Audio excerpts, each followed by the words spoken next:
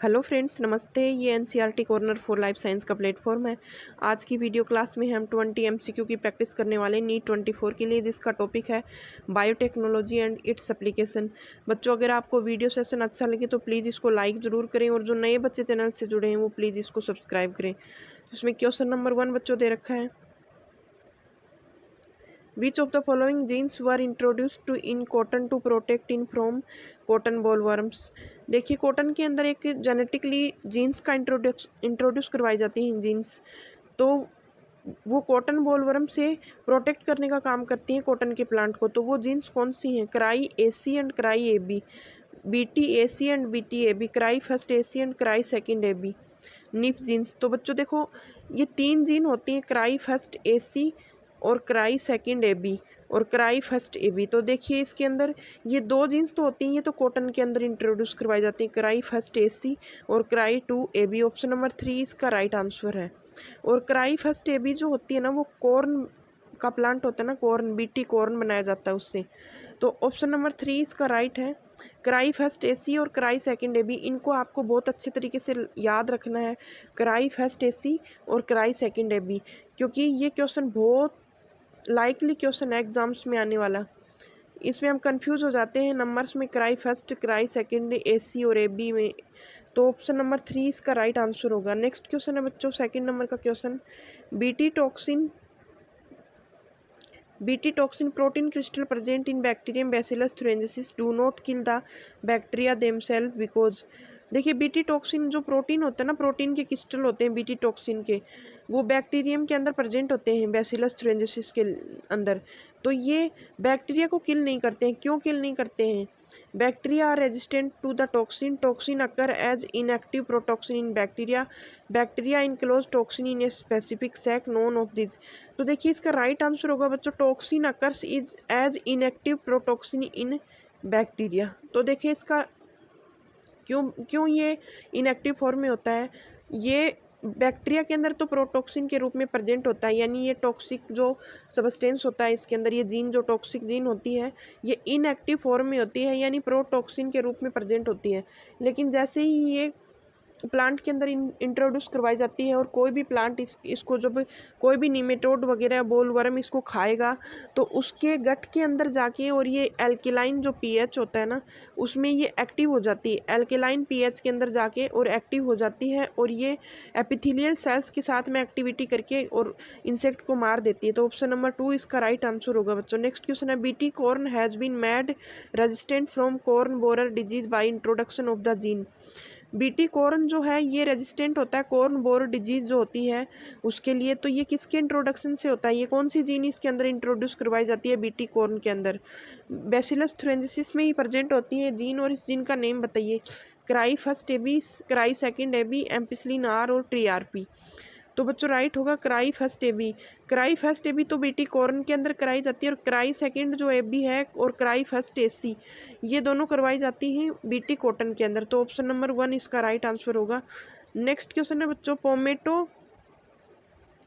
Pomato is formed by which process. Pomato किस process से बनाया जाता है? पोमेटो क्या होता है, पोटैटो और टोमेटो को दोनों का प्रोटोप्लास्ट कल्चर कराया जाता है। प्रोटोप्लास्ट क्या होता है? जब कोई एक टोटीपोटेंट जो सेल होती है उसको एक्सक्रीट कर लिया जाता है प्लांट से, और फिर उसकी सेल वाल को तो डिग्रेड कर दिया जाता है सेलुलेज एंजाइम के साथ में, और सिर्फ जो उसकी सेल मेम्ब्रेन है और साइटोप्लाज्म वो बचता है। तो दो जब जेनेटिकली इनको आपस में प्रोटोप्लास्ट कल्चर 2 प्लांट का करवा के और उससे नया प्लांट बनाया जाता है। तो ये किस कंडीशन में बनाया जाता है? Somatic hybridisation, micro propagation, tissue culture और मेरिस्टेम कल्चर।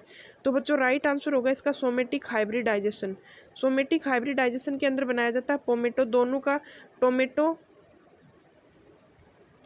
और पोटैटो दोनों का प्रोटोप्लास्ट कल्चर किया जाता है, इसके अंदर प्रोटोप्लास्ट कल्चर किया जाता है।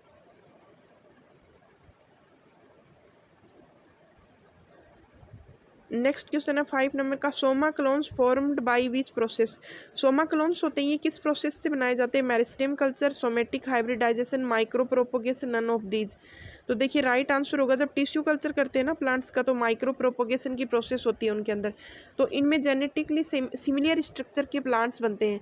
सारे प्लांट्स एक जैसे जेनेटिक उसके अंदर जेनेटिक कॉम्बिनेशन सभी में एक ही पाया जाता है, तो वो सोमा क्लोन्स होते हैं। और ये सोमा क्लोन्स किससे बनाए जाते हैं? माइक्रो प्रोपोगेशन से बनाए जाते हैं। ऑप्शन नंबर 3 राइट होगा। नेक्स्ट क्वेश्चन है, बैसिलस थ्रेंजिसिस किल्स द, बैसिलस जो थ्रेंजिसिस होता है ये किसको किल करने का काम करता है? लेपिडोप्टेरन्स, कोलियोप्टेरन्स और डिप्टेरन्स। तो ये ऑर्थोपोड्स होते हैं और ये इनको लेपिडोप्टेरन्स, कोलियोप्टेरन्स और डाइप्टेरन्स तीनों को इंसेक्ट करने, ये तीनों ही टाइप के इंसेक्ट को मारने का काम करता है। इसके अंदर बीटल्स भी आते हैं, इंसेक्ट भी आते हैं और बोलवर्म भी आते हैं, तो तीनों के तीनों को ये किल करता है।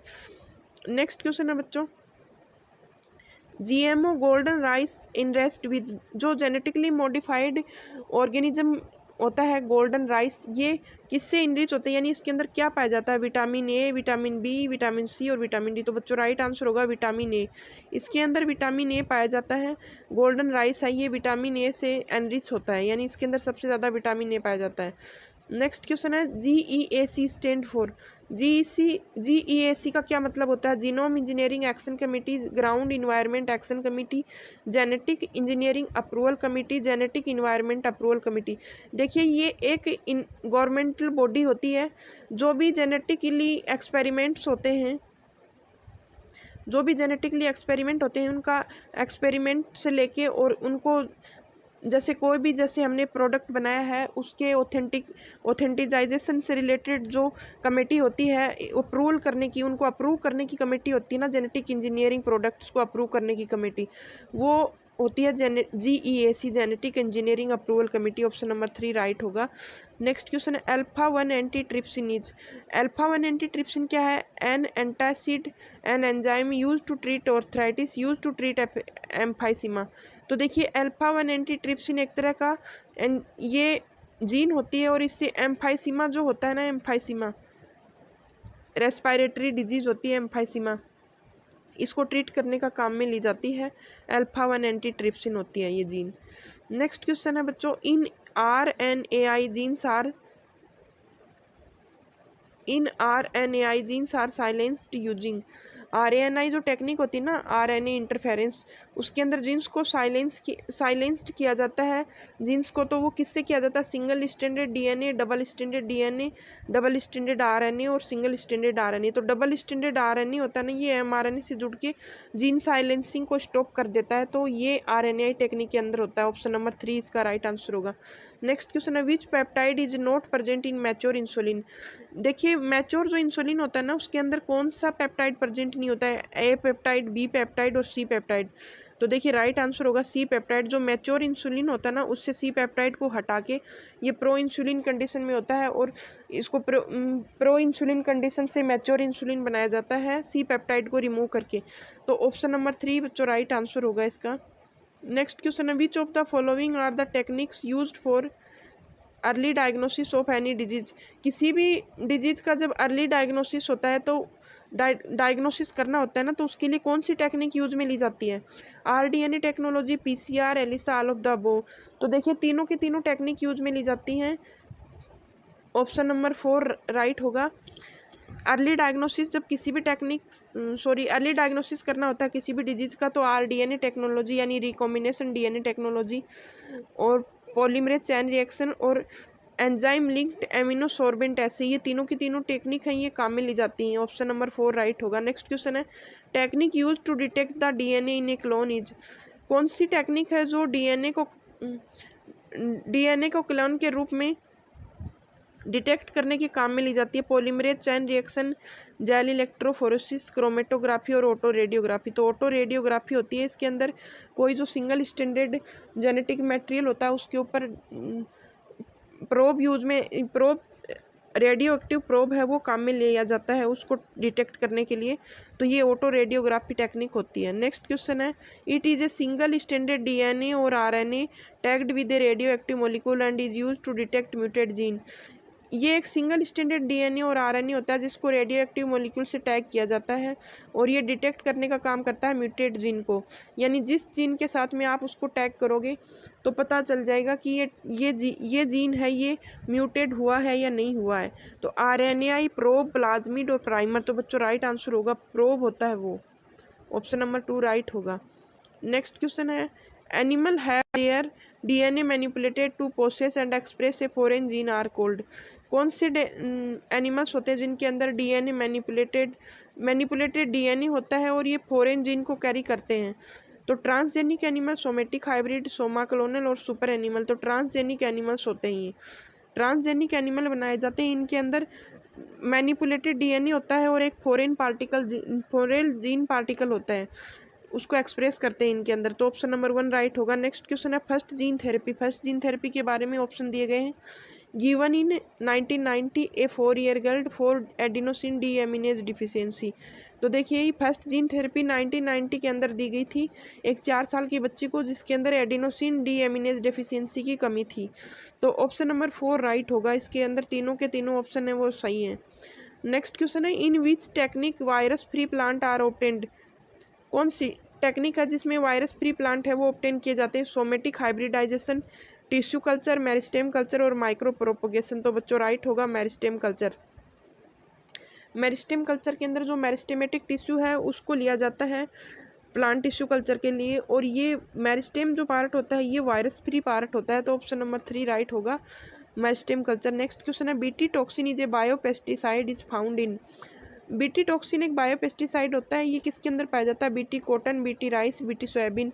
तो देखिए सभी के अंदर पाया जाता है। बहुत सारे प्लांट सब बीटी कॉटन के बीटी टॉक्सिन है वो इंसर्ट करवाया जा चुका बहुत सारे प्लांट के अंदर। कॉटन, राइस, सोयाबीन सभी के अंदर बीटी कॉटन होता है, इनमें बीटी टॉक्सिन होता है। बीटी कॉटन का नाम बार बार आ जाता है। बीटी टॉक्सिन अब सभी में इंसर्ट करवाया जा चुका। नेक्स्ट क्वेश्चन है मेलियोडोगाइन इनकोग्निटाइजे। मेलियोडोगाइन और इनकोग्निटा क्या है? एक निमेटोड है, बायोपेस्टिसाइड है, सोमाक्लोन है और प्रोटोप्लास्ट है। तो ये देखो बच्चों एक निमेटोड होता है, ऑप्शन नंबर 1 राइट। और टोबैको प्लांट है उनको ये उनके अंदर ये डिजीज फैलाने का काम करता है, इन्फेक्ट करता है टोबैको प्लांट को। तो और इसका ट्रीटमेंट किसके द्वारा किया जाता है? RNAi टेक्निक के द्वारा किया जाता है। RNA इंटरफेरेंस जो टेक्निक है वो निमेटोड्स के कंट्रोल के लिए यूज में ली जाती है टोबैको प्लांट के अंदर।